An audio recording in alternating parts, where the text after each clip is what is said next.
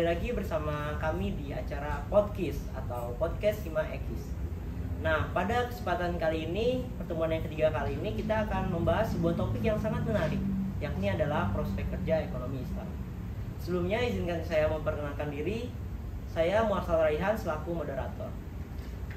Dan pada kali ini kita kedatangan tamu yang sangat spesial ya Pak, yang merupakan seorang dosen di Universitas Muhammadiyah Profesor Dr. Hamka Fakultas Ekonomi dan Bisnis. Ya, kepada Bapak silakan memperkenalkan diri. Ya, baik. Assalamualaikum warahmatullahi wabarakatuh. Ya, WhatsApp semuanya ya. Perkenalkan, nama saya Yadi Nurhayadi. Saya dosen Prodi Ekonomi Islam FEB UHAMKA. Saya sudah sekitar 10 tahun ya mengajar di FEB UHAMKA ini. Mungkin itu perkenalannya. Tentunya ada baik sekali pengalaman ya dari materi kita kali ini. Nah, sesuai dengan topik yang akan kita bahas yakni prospek kerja ekonomi Islam, ada kalanya kita harus mengetahui dari dasar dulu ya Pak, tentang apa itu ekonomi Islam. Kira-kira menurut pandangan Bapak bagaimana? Ya. Jadi saya akan mulai dari hal mendasar ya. Manusia itu kan butuh berinteraksi ya. Manusia butuh berinteraksi. Dari interaksi itu ya dalam rangka untuk memenuhi kebutuhan manusia itu sendiri ya. Kenapa dia butuh interaksi? Karena manusia butuh hidup ya. Hidup itu maka akan butuh makan ya. Karena butuh makan maka dia harus mencari makanan. Untuk mencari makanan maka dia mencari sumber-sumber produksi ya. Maka akan terjadi yang disebut dengan produksi, kemudian di mana produksi itu memproduksi suatu barang, maka orang yang butuh barang itu akan mengkonsumsi. Jadi sudah ada dua tuh, produksi, konsumsi ya. Nah kemudian dalam hal ini ya kemudian juga manusia dalam hal mengambil atau menerima barang tersebut itu didasari oleh atas permintaan ya dan penawaran ya. Jadi si produsen menawarkan, si konsumen ya itu meminta ya.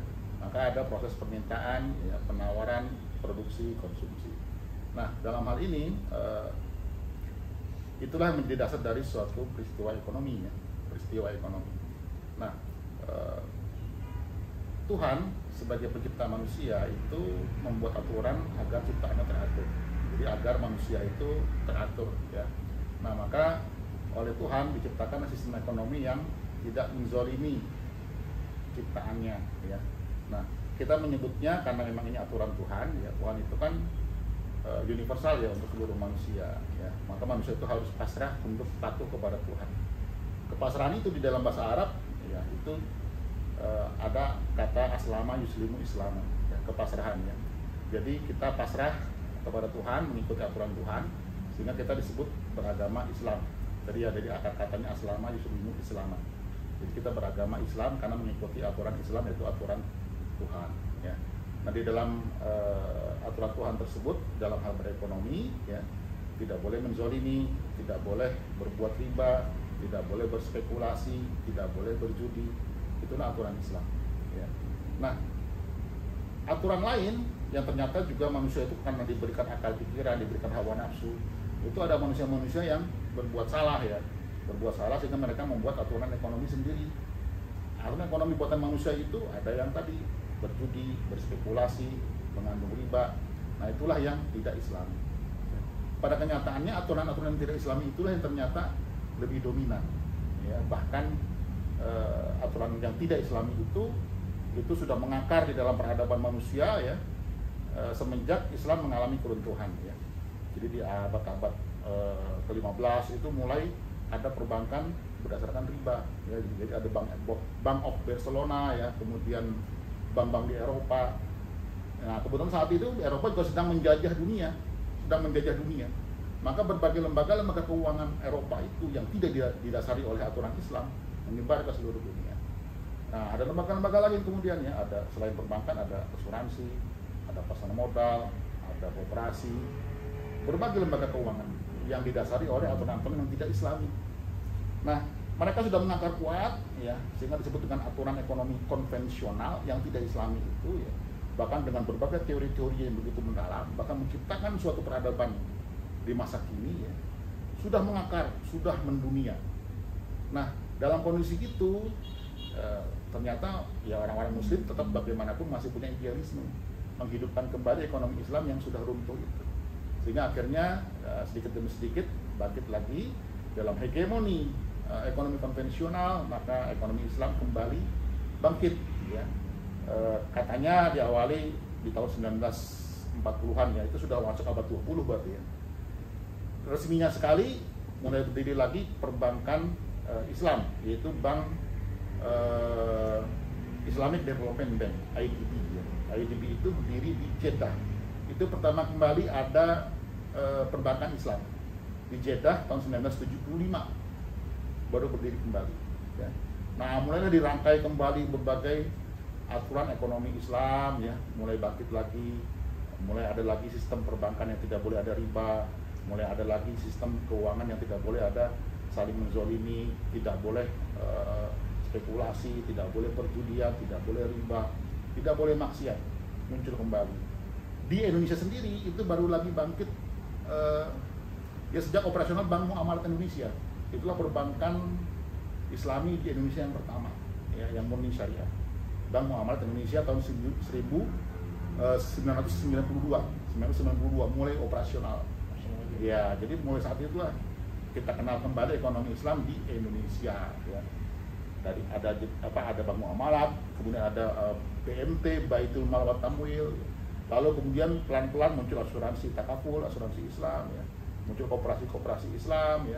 Muncul kemudian pasar modal syariah di mana perusahaan-perusahaan yang listing di pasar modal tersebut sudah sahamnya sudah saham syariah. Itu kurang lebih seperti itu ya, sehingga kemudian kita bisa menikmati ekonomi syariah seperti sekarang ini. Oh, jadi ekonomi Islam itu merupakan sebuah aktivitas ekonomi ya Pak, baik produksi, konsumsi, penawaran dan permintaan itu. Iya, betul. Yang disertai dengan sistem yang dibuat oleh Tuhan ya Pak. Ya, jadi dilandasi oleh aturan Tuhan, karena memang kita punya landasan, kita berekonomi tidak sekedar ekonomi dengan sesama manusia ya, tapi juga kita dilandasi oleh pengabdian kepada Tuhan. Jadi kuncinya itu adalah pengabdian kepada Tuhan, karena kita hidup di dunia tidak sekedar hidup di dunia. Nanti setelah kita hidup di dunia, kita akan mengalami kematian. Setelah kematian akan ada lagi kembali kehidupan ya. Jadi dasar dari ekonomi Islam itu inna sholati wa nusuki wa mahyaya wa mamati lillahi rabbil alamin. Sesungguhnya sholatku, ibadahku, hidup dan matiku hanya untuk Allah. Jadi itu keseluruhan. Maka termasuk ekonomi juga hanya untuk Allah. Luar biasa sekali ya teman-teman jawabannya. Ya Pak, tadi kan dijelaskan ya ekonomi Islam itu sempat turun runtuh gitu ya. Dan didominasi oleh ekonomi konvensional ya. Dan sekarang mulai bangkit lagi gitu ya. Nah, seperti yang kita ketahui ya, Indonesia itu kan penduduknya mayoritas orang muslim ya. Iya, mayoritas muslim. Nah, kira-kira bagaimana sih Pak perkembangan ekonomi Islam di Indonesia saat ini? Ya, jadi sejak 1992 itu ya, sayangnya perkembangan ekonomi Islam di Indonesia itu masih perlahan sekali ya, walaupun tidak hilang, masih perlahan. Kenapa saya katakan perlahan? Ya karena kalau kita hitung 1992 sampai dengan sekarang sudah berapa tahun? Sudah 31 tahun ya berarti ya. Kan tahun 2023 ya. Jadi kurang lebih sudah betul ya. Berapa tahun betul ya? 31 tahun ya. Nah, kenyataannya kita baru meraih pangsa pasar perbankan itu sekitar 7% ya saat ini ya, 7%, sekitar 7%. Artinya 93% masih didominasi oleh perbankan konvensional. Ya, menurut saya itu lambat sekali, walaupun tetap ada pertumbuhan. Ya, setiap tahunnya tetap ada pertumbuhan, tapi lambat. Nah, kenapa lambat? Nah, ini dia menurut saya ya, itu pemihakan pemegang kekuasaan dalam hal ini pemerintah, yaitu pemihakan kepada perbankan syariahnya masih kurang.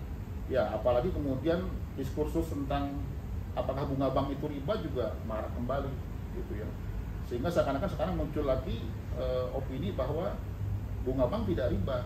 Nah, ini yang menurut saya itu melemahkan kembali semangat untuk kita bisa membangkitkan ekonomi Islam yang tanpa riba sama sekali ya. Nah, maka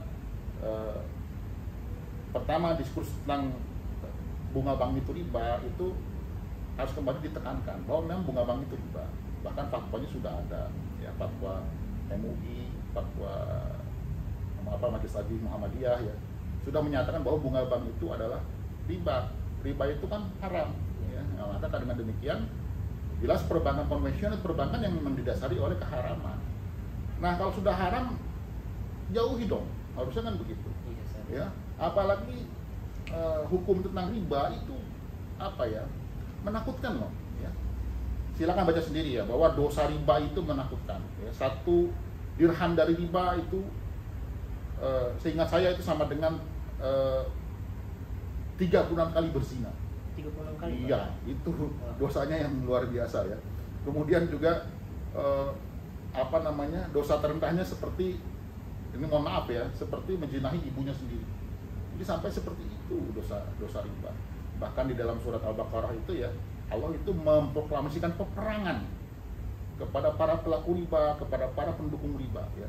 Allah dan Rasulnya itu memproklamasikan peperangan. Ini luar biasa ya.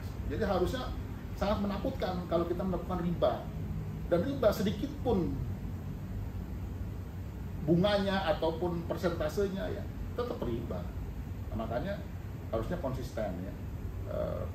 Kenapa tidak di spin off? Usahakan ya semua spin off, perbankan konvensional spin off semuanya untuk menjadi perbankan syariah. Nah, itu menurut saya diusahakanlah pelan-pelan, karena menurut saya bukan tidak mungkin, sangat mungkin, dan bukan tidak mudah ya. Kalau bisa dimudahkan bisa mudah gitu ya. Jadi bisa kita usahakan agar semua perbankan di Indonesia itu bisa sistemnya berdasarkan ekonomi syariah ya, tidak riba. Bayangannya jangan riba, tapi bisa dibuat kepada bagi hasil. Itu akan lebih menguntungkan ya.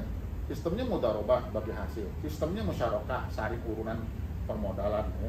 Sistemnya bisa ijarah, sewa menyewa, dan banyak berbagai akad-akad di dalam ekonomi syariah bisa kita gunakan, sehingga sistem ekonomi riba ini bisa kita hilangkan sama sekali, yang maksiat kita hilangkan sama sekali, yang perjudian spekulasi kita hilangkan sama sekali, kita kembali kepada ekonomi syariah yang murni. Ya. Baik, Pak. Jadi menurut Bapak itu perkembangannya masih terbilang sangat lambat ya, Pak, tadi? Iya, masih sangat lambat menurut saya. Karena ada sebuah tantangan dari penekanan itu sendiri ya, regulasi pemerintah ataupun pemahaman masyarakat itu ya, terkait hal itu. Ya, ini saya melihatnya ya, mohon maaf ya, konsistensi kita itu kurang ya. Ya tadi pertama diskursus tentang bahwa bunga bank itu riba ini masih marak, sehingga opini-opini yang mengatakan bahwa bunga bank tidak riba itu yang melemahkan semangat untuk betul-betul murni sesuai syariah ya. Kemudian juga ya contoh aja ya, sistem keuangan kita masih berpihak kepada sistem keuangan konvensional. Iya, Pak, betul ya. sekali. Jadi perbankan masih perbankan konvensional yang mendapat pemikiran yang lebih tinggi dibanding perbankan syariah gitu. Ini yang membuat tadi lambat pertumbuhan dari ekonomi syariah gitu. Tadi kan merupakan salah satu daripada tantangannya ya, Pak, Ya. bagi Indonesia untuk menerapkan sistem ini dalam tahap perkembangannya. Nah, kira-kira ada peluangnya nggak sih, Pak, untuk perkembangan ini? Ya, peluangnya sangat besar, potensinya sangat besar. Kenapa sangat besar? Ya, karena memang pertama Indonesia mayoritas Muslim. Ya, bagaimanapun ya, katakanlah ada yang mengatakan 80% Muslim, ada yang mengatakan sudah nurun ya 70%, katakan begitu. Tapi tetap mayoritas masih Muslim. Dan kita masih mayoritas di dunia rakyatnya Muslim. Ya. Bukan berarti kita sombong hegemoni mayoritas, tidak ya. Tapi kita perlu mendakwahkan ya, atau mendakwahi semua elemen masyarakat ya, terutama yang Muslim, bahwa kita ini hidup tidak hanya di dunia, kita ingin hidup selamat dunia dan akhirat ya. Maka dalam hal ini, maka ekonomi yang dibutuhkan oleh kita sebagai orang Muslim adalah ekonomi yang sesuai dengan aturan Tuhan, aturan Islam ya. Itu kebutuhan kita supaya kita selamat dunia akhirat. Kita berikan literasi keuangan syariah yang benar, kita berikan pemahaman-pemahaman tentang akad-akad syariah yang benar ya, sehingga mereka atau kita semua rakyat Indonesia merasa butuh itu. Nah, kalau mereka merasa butuh ya otomatis ya pelan-pelan tanpa ada komando yang memaksa gitu ya, karena itu kebutuhan, akhirnya mereka merasa butuh ekonomi syariah. untuk keselamatan dunia akhiratnya gitu. Daripada terus bergelimang di dalam ekonomi riba gitu ya, dosanya besar, tidak berkah, rakyat juga tidak tenang, selalu ada kondisi di mana polarisasi yang begitu tinggi gitu ya. Pelan-pelan, dan kita harus bisa mendakwahkan pula kepada semua manusia ya, tidak sekedar muslim ya, bahwa ekonomi syariah itu universal, itu kebutuhan semua, bukan sekedar kebutuhan orang Islam saja ya. Apa buruknya ekonomi bagi hasil? Sedangkan ekonomi riba yang pakai sistem bunga, pemaksaan itu ya. Apa buruknya tidak menzolimi? Apa buruknya keadilan ya? Sedangkan jelas perjudian itu akan menzolimi yang kalah, spekulasi akan menzolimi yang kalah, maksiat akan penuh dengan dosa ya. Kezoliman itu akan menindas orang-orang yang terzalimi. Jadi tidak ada salahnya dengan ekonomi syariah. Harus sadar ini kebutuhan kita bersama, kita harus idealis sebagai manusia agar kita selamat dunia akhirat gitu ya. Dan kepada non muslim juga perlu kita utarakan dengan penuh hikmah ya, bahwa ini kebutuhan manusia secara universal. Kebaikan itu adalah kebutuhan manusia ya. Jangan sampai kita saling menzalimi dengan orang lain, kemudian menindas, kemudian berjudi, kemudian spekulasi atau main riba. Itu jelas menyalahi manusia dan kemanusiaannya. Jadi kembali, ekonomi syariah adalah kebutuhan kita. Kita berikan literasi keuangan syariah yang benar kepada seluruh masyarakat Indonesia, sehingga mereka merasa butuh bahwa ekonomi syariah itu adalah kebutuhan untuk kita bersama. Jadi peluangnya itu tentunya sangat besar ya Pak, apalagi kan karena mayoritas Muslim. Dan lagi benar seperti yang Bapak sampaikan, bahwasannya ekonomi Islam itu kebutuhan bagi semua ya Pak, ya. Bukan hanya seorang Muslim, betul kan Pak? Iya betul. Ya. Nah baik, tadi kan kita sudah menjelaskan ya terkait apa itu ekonomi Islam, serta bagaimana perkembangannya di Indonesia saat ini, maupun tantangan dan peluangnya. Nah mungkin sekarang kita masuk ke poin intinya ya Pak, tentang prospek kerja ekonomi Islam. Nah menurut Bapak apa saja sih prospek kerja ekonomi Islam dan peluangnya bagi kami seorang mahasiswa program studi ekonomi Islam terutama? Ya baik. Pertama gini ya, aspek kehidupan manusia itu kan luas ya.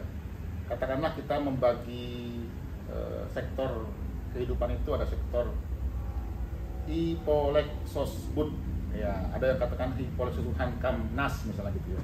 Ideologi, politik, ekonomi, sosial, budaya, ya, pertahanan, keamanan nasional, katakanlah begitu. Itu semua sektor-sektor dalam kehidupan. Ideologinya Islami ya, politiknya Islami, Hipolek ekonominya Islami, sosial budayanya Islami, pertahanan keamanannya Islami. Nah itu yang menjadi kebutuhan manusia sebenarnya ya. Nah keseluruhannya itu butuh yang Islami ya.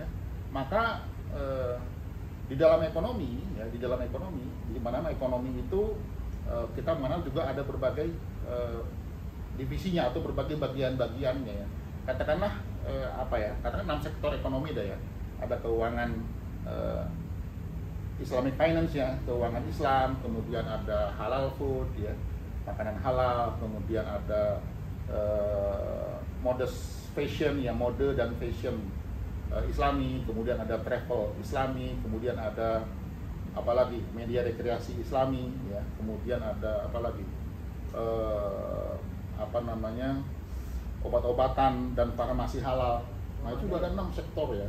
Nah itu semua ditambah lagi nanti ada sektor pendidikan Islam, sektor apalagi perhotelan Islam, ada lagi sektor rumah sakit Islam. Nah itu semua butuh kepastian bahwa pelaksanaannya harus dilandasi oleh aturan syariat Islam ya. Karena nggak mungkin kita katakanlah halal food, makanan ya, makanan orang Islam itu harus yang halal ya, harus yang halal. Maka jelas ya, Islam memang ya kita perlu nyatakan dengan jelas ya, bahwa Islam melarang minuman keras, haram ya. Islam melarang makan babi ya, haram makan babi ya. Islam apalagi melarang hal-hal yang ada najisnya ya, ada entah najis besar, najis sedang atau najis ringan, itu diharamkan kita makan. Nah maka perlu ada sertifikasi yang memastikan bahwa makanan kita halal. Dimanapun kita berada seorang muslim itu kita harus makan makanan yang halal ya. Di luar negeri, di Eropa, di Amerika, di Timur Tengah atau dimanapun di Afrika ya, kita harus yakin bahwa makanan yang kita makan adalah makanan yang halal. Makanya dari situ sudah butuh sertifikasi halal. Ya, apalagi kemudian di sektor apa? Media rekreasi halal misalnya. Media jelas harus yang halal, tidak boleh yang haram ya. Tontonan harus yang mendidik, kemudian pembicaraan harus pembicaraan yang mendidik ya. Apalagi rekreasi yang di dalamnya terjaga kesopanan, aurat tidak terbuka gitu ya. Nah ini yang membuat begitu luas potensi dan prospek ya ekonomi syariah berkembang ya. Katakanlah travel Islami ya, itu kita butuh travel Islami, di mana kita hanya meng-guide orang-orang yang butuh untuk rekreasi kepada rekreasi yang halal ya. Suami harus istilahnya kalau manusia ya suami istri gitu ya, jangan sampai tidak ada hubungan mahram saling berholwat, saling bercampur baur, apalagi di kolam renang yang aurat begitu nampak, begitu nyata gitu ya. Di Islam dibatasi ya. Ya untuk yang bermahram saja ya, suami istri, kemudian aurat ditutup, ataupun ada hari-hari khusus ya. Misalnya katakanlah memang di antara rekreasi yang paling laku adalah rekreasi berenang misalnya ya. Ya, atau di pantai misalnya. Maka ada kan hari-hari khusus ya, khusus untuk akhwat, khusus untuk ikhwan gitu ya. Sehingga terjaga fitrah kemanusiaan kita terjaga ya. Kita hanya diarahkan untuk hal-hal yang halal saja. Nah itu kan di antara contoh di mana sebenarnya prospek untuk ekonomi syariah masih luas gitu ya. Apalagi banyak hal lain ya. Tadi perbankannya juga ya, perbankan yang jauh dari riba. Asuransinya jauh dari riba. Pasar modalnya jauh dari riba. Banyak ya. Kemudian obat-obatan, kemudian farmasi, itu farmasi yang halal juga perlu kita pastikan. Apalagi pakaian, ya pakaian yang halal juga. Ya kita memang terbatas ya, maksudnya kita memang diharapkan untuk menggunakan berbagai produk katakanlah dari babi gitu ya. Dari babi. Hati-hati ya. Sikat gigi atau pasta sikat giginya ya. Itu sikatnya dari apa? Dari bulu babi, jangan-jangan. Harus diperhatikan ya. Pakaian ya. Ya hati-hati ya, pakaian mungkin dari babi gitu. Nah, maka harus ada sertifikasi halal yang menyangkut fashion juga, obat-obatan juga. Nah itu semua menjadi prospek ya, untuk ekonomi syariah ya, untuk bisa masuk ke situ, memastikan bahwa semua hal yang terkait dengan ekonomi di manusia itu semuanya dilandasi oleh sesuatu yang halal gitu. Banyak prospeknya. Nah kalau untuk lembaganya atau perusahaannya, maka lembaga-lembaga yang akrab ataupun mengerjakan industri halal itu adalah lembaga-lembaga yang bagus untuk prospek ekonomi syariah ya. Bisa terjun ke perbankan syariah, jadi bisa terjun juga ke asuransi syariah, bisa terjun juga ke pasar modal syariah, bisa terjun juga apalagi ke travel syariah, lembaga pendidikan Islam, rumah sakit Islam, travel Islam. Jadi banyak yang bisa jadi ya, Pak. Jadi bisa prospeknya banyak ya. Hanya memang terus terang ya, didasari pula oleh semangat yang tinggi ya. Jangan sampai kita putus asa.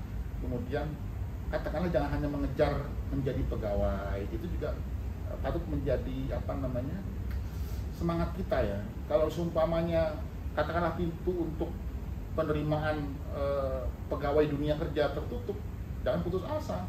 Kalau bisa kita wirausaha ya, wirausaha. Maka tadi ada kan halal food ya, wirausaha di halal food. Sekarang kuliner sudah begitu majunya kan. Anda menjadi YouTuber dalam hal kuliner aja udah begitu majunya sekarang. Jadi jangan sempit juga, jangan mengejar jadi pegawai juga, tapi juga lebarkan mindset kita bahwa bergerak di dalam ekonomi syariah tidak sempit, tapi begitu luas. Jadi jangan stuck di situ aja. Betul ya. Terjawab sudah, ini prospek kerja ekonomi Islam itu sangat banyak ya Pak, ternyata ya. Luas banget. Dan ini mematahkan sebuah asumsi seorang mahasiswa gitu. Biasanya mahasiswa ekonomi Islam berasumsi bahwa kita itu hanya sebatas di perbankan saja Pak, syariah. Nah, itu Sobat Ekis sangat banyak ya tentunya. Bagi kita peluang saat lulus nanti bisa menjadi apa saja gitu.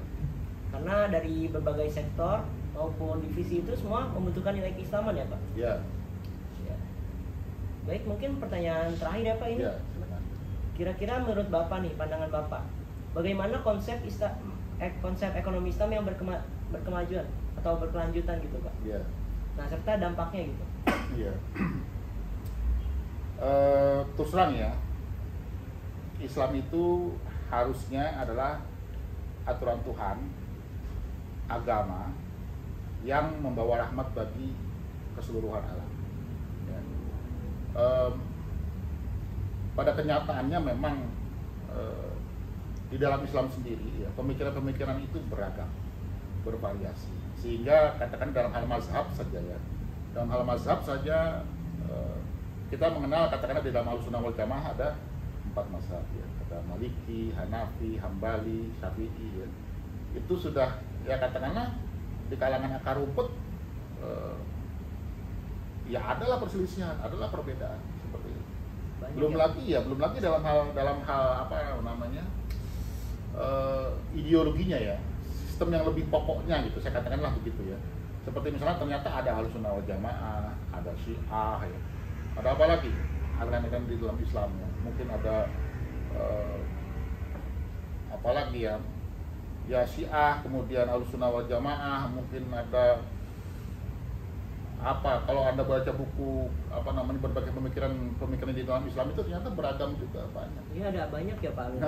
Nah, maka dalam hal ini kita apa namanya sesama orang Islam sendiri ya, dengan pemikiran yang beragam itu juga harus toleransi.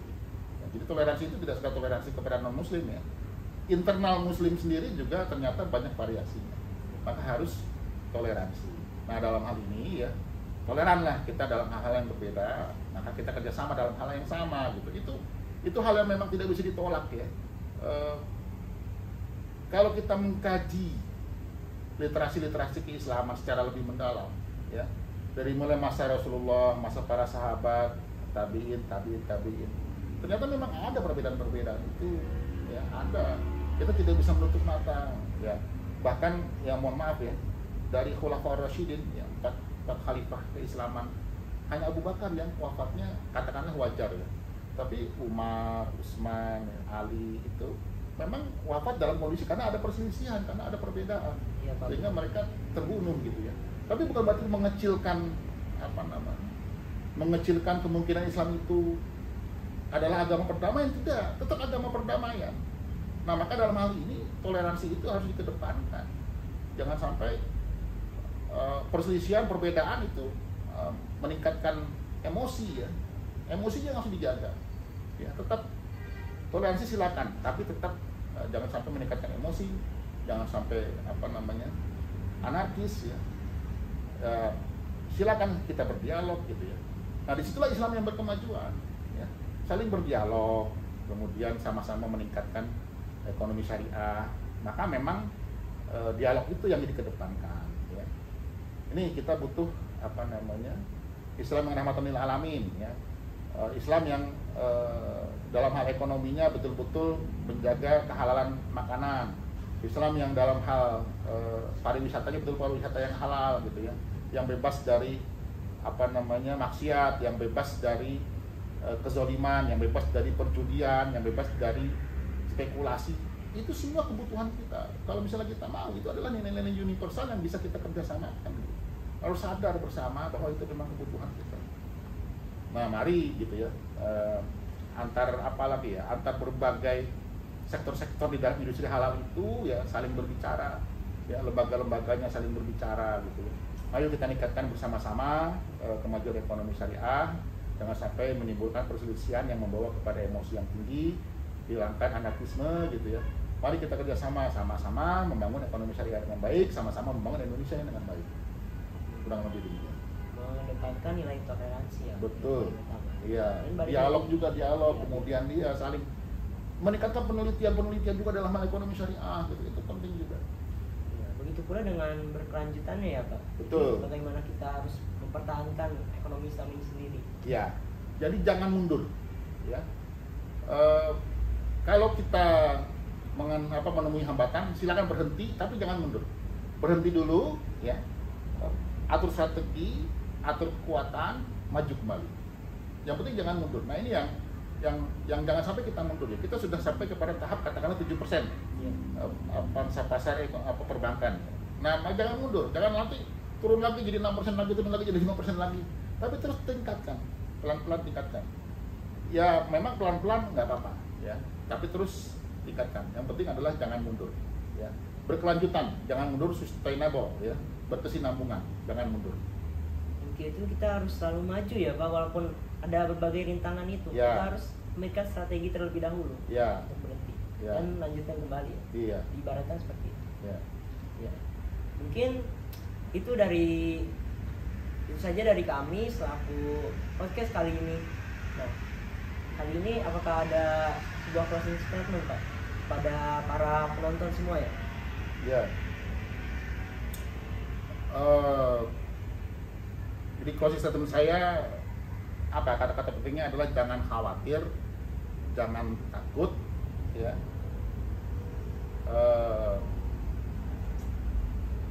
Jangan putus asa dari rahmat Allah. Ya, terus bergerak ke depan, ya. Kalaulah kita lelah, kalaulah kita jenuh, silakan berhenti sejenak, tapi jangan mundur. Ya. Al-iman yazidu wa yanqus ya. Jadi iman itu naik turun, iya, itu adalah kenyataan. Tapi jangan mundur. Ya, terus maju, ya, jangan putus asa dari rahmat Allah. Jangan takut, jangan khawatir. Demikian. Wah, sungguh luar biasa sekali ya topik kali ini. Sangat mencerahkan gitu Pak kepada kami terutama dalam program studi ekonomi Islam ini. Ya, itu saja, sekian dari kami. Wassalamualaikum warahmatullahi wabarakatuh. Terima kasih semua. Waalaikumsalam.